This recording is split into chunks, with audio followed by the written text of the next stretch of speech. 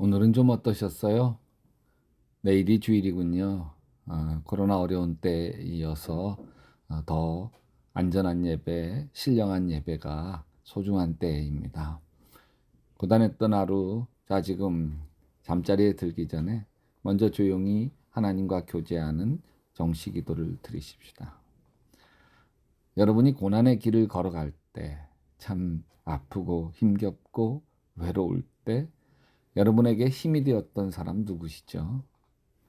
제 친구 중에 김광년 목사님이라는 분이 있어요. 이 친구에게는 영적인 스승이 있었어요.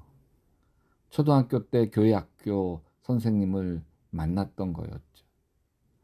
그 선생님은 매주 1대1로 만나서 성경을 가르치며 어린 이 친구를 철저하게 큐티 훈련을 시켰습니다. 초등학교 때로 끝난 것이 아니었어요. 중학생이 되었는데도 1대1로 만나서 매일 말씀 묵상을 나누었어요. 큐티노트가 한 권, 두 권 늘어나기 시작했고 하나님을 향한 믿음이 깊어지기 시작했죠. 그러던 중에 갑자기 아버지가 돌아가셨어요. 중학교 때이었습니다. 집안은 큰 충격에 휩싸였습니다. 남편을 잃은 어머니는 이제 자식을 먹여 살리기 위해 일을 나가야 했어요. 사춘기에 아버지를 잃고 방황할 수밖에 없었는데도 이 친구는 흔들리지 않았어요. 왜냐하면 매주 큐티를 나누는 선생님이 있었기 때문이죠. 결국 이 친구는 신학교에 들어가 목사의 길을 걸으며 지금은 부흥의 강사로 좋은 만남이라는 뜨레스티아스 영성 훈련 영적 지도자로 귀하게 쓰임을 받고 있어요.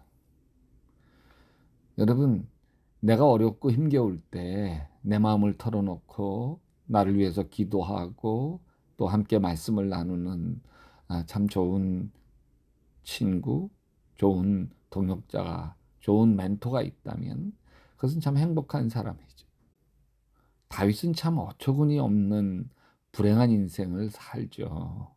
자기 잘못 하나 없는데 사울왕의 시기와 질투로 갑자기 광야에서 언제 죽을지 모르는 간당간당한 인생과 삶을 살아야 했습니다. 다윗이 그 고난을 견뎌가는데 아주 중요한 우정이 있었어요. 요나단이죠.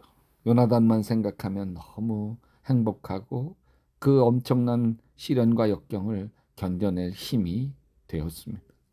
근데 요나단이 블레셋과 전투에 죽고 말아요. 그 뒤로 다윗은 임금이 되죠. 다윗에게 가장 큰 축복은 무엇이냐면 다윗은 늘 의논 상대가 있었어요. 다윗이 왕이 되고 자신은 백향목 왕국에서 호강하고 있을 때 하나님의 법궤가 천망으로 된 성막에 있는 게 마음에 걸렸어요. 그때 다윗이 나단 선지자하고 상의합니다. 처음엔 나단 선지자가 좋게 여기죠. 그렇게 하시라고 해요. 근데 하나님이 말리십니다. 그러자 나단 선지자가 다윗 왕에게 성전을 건축하지 말라고 해요. 그러면 다윗이 존중해요. 그러던 어느 날 다윗이 나단 선지자에게 뼈 아픈 이야기를 듣습니다. 어느 날 나단 선지자가 와서 가난한 농부와 부자 이야기를 풀어놓습니다. 가난한 농부에게 암양 새끼 한 마리가 있었는데 그 양을 딸처럼 여겨 함께 자고 함께 목욕하고 함께 놀며 지내고 있었습니다.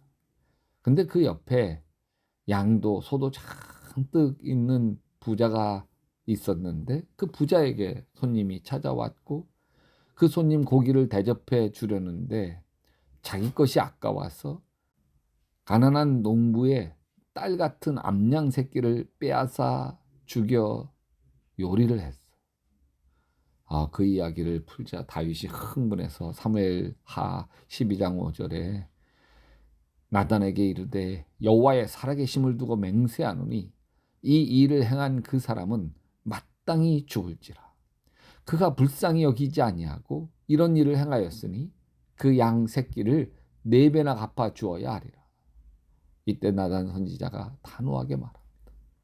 당신이 바로 그 사람이라. 당신이. 바로 그 순간 다윗은 크게 찔리는 게 있죠.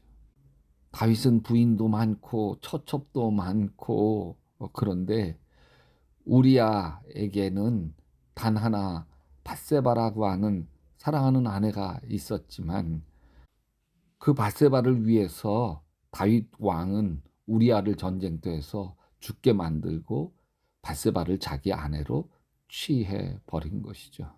그게 확 찔리게 되는 그 순간이죠.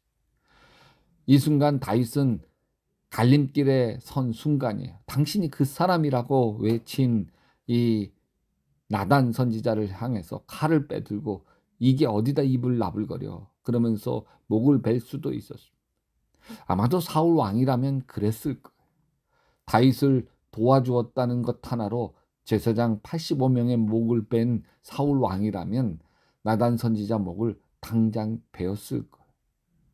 지금 나단 선지자가 다윗이 저지른 밧세바와의 불륜을 비난하고 있잖아요. 자기가 꽁꽁 감추었던 비밀을 여지없이 들춰내고 있잖아요. 얼마나 당황했겠어요. 다윗 얼굴이 벌겋게 달아올랐을 거예요. 그 순간 칼을 뺄까 엎드릴까. 다윗은 자기 치부를 또 감추려고 칼을 빼지 않아요. 대신 치부를 고백하며 무릎을 꿇습니다. 잠언 12장 15절에 지혜로운 사람은 권고의 귀를 기울인다고 했어요. 근데 사울왕은 달라요. 아들 요나단이 아버지 앞에 충언을 합니다. 아버지께서는 다윗을 해치려고 합니다만 이런 죄를 지으면 안 됩니다. 다윗은 아버지께 죄 지은 일이 없습니다. 오히려 다윗은 아버지를 도와서 아주 좋은 일들만 했습니다. 자기 목숨을 아끼지 않고 블레셋 장군을 쳐 죽였고 그래서 주님께서 온 이스라엘에게 이렇게 큰 승리를 안겨주셨습니다. 아버지께서는 그것을 직접 보고 기뻐하셨습니다. 그런데 지금 무엇 때문에 이유 없이 다윗을 죽여 죄 없는 피를 흘려 죄를 지으시려고 하십니까? 그러나 결국 요나단이 다윗을 두둔하자 사울 왕이 요나단도 죽일 듯이 창을 겨눕니다. 근데 다윗은 달라요. 나단 선지자 앞에 자백을 합니다. 내가 주님께 죄를 지었습니다. 사랑해 주님, 가장 가까운 사람이 나를 아프게 하는 말조차도 지적하는 말조차도 상처받고 미워하고 원망하기보다 하나님의 말씀으로 듣는 은혜로운 길을 열어 주시옵소서. 다른 사람이 나를 비난하는 말조차도 험담하는 말조차도 그 속에 하나님께서 나에게 주시는 말씀은 없을까 헤아리는 지혜를 주시옵소서. 예수님의 이름으로 기도합니다. 여러분도 계속 기도하시다 예수님 품에서 예수님 꿈꾸시기 바랍니다.